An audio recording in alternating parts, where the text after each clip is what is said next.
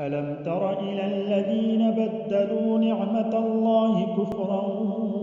وأحلوا قومهم دار البوار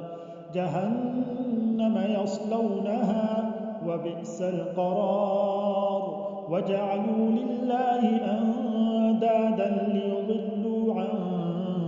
سبيله قل تمتعوا فإن مصيركم إلى النار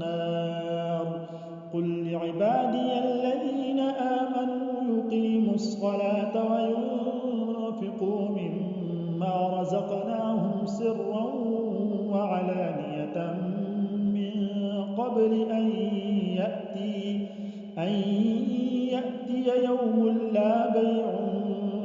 فيه ولا خلال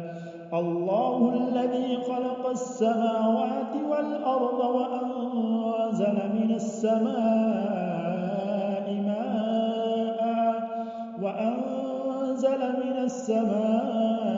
ماء فأخرج به من الثمرات رزقا لكم وسخر لكم الفلك لتجري في البحر بأمره وسخر لكم الأنهار وسخر لكم الشمس والقمر